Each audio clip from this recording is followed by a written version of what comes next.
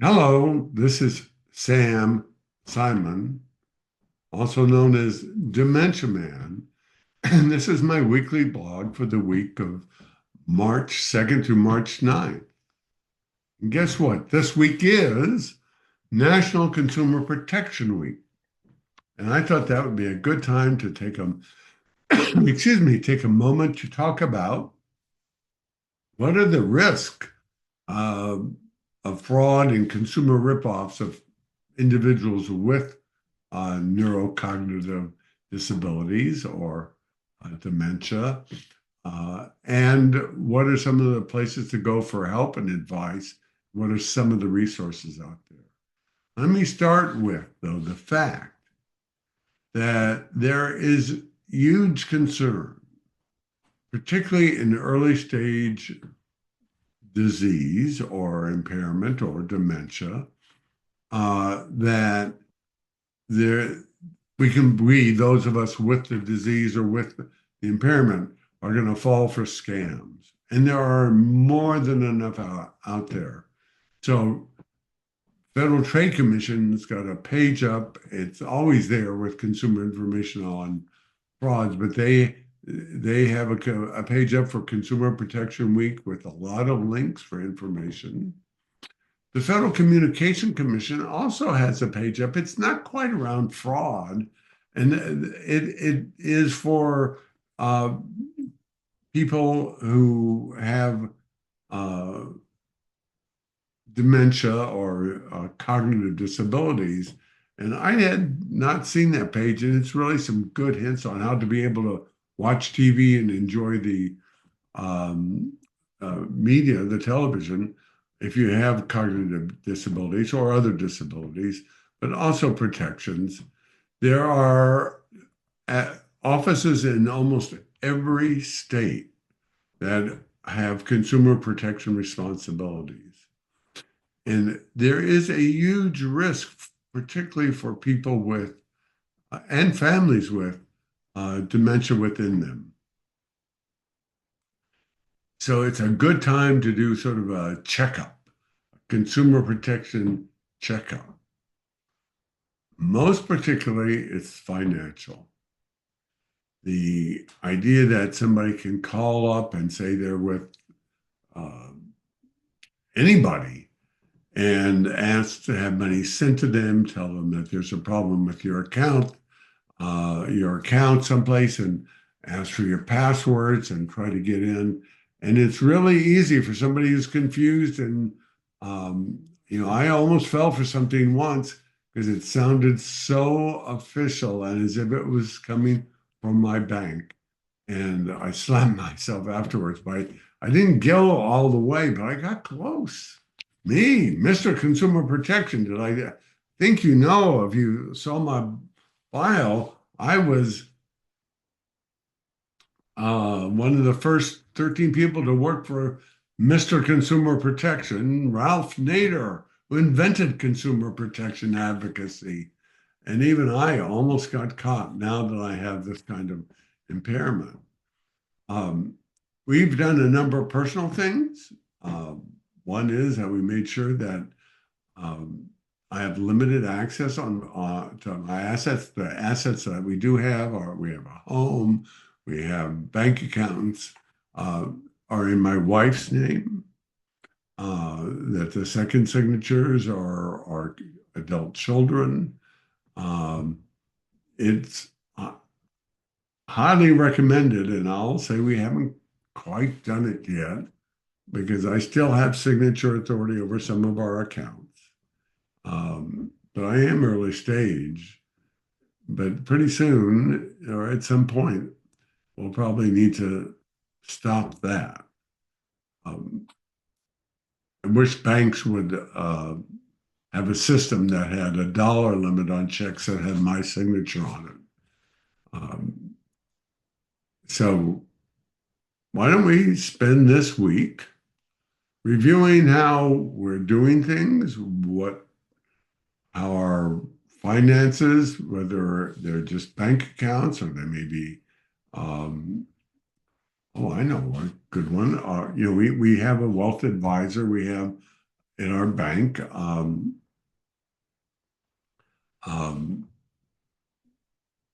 somebody who's in charge of our investments. And and I'm not going to remember it exactly, sorry, but we've asked them to require that no order I place can be fulfilled without my wife's um, authority. So again, just a backup. And there is somebody there to check with before any major financial decision that I might give them is fulfilled. These are just common sense things. Obviously, I'm doing well. I'm doing my play. I'm doing this work. And yes, I have Alzheimer's disease. I am mildly to moderately cognitively impaired. And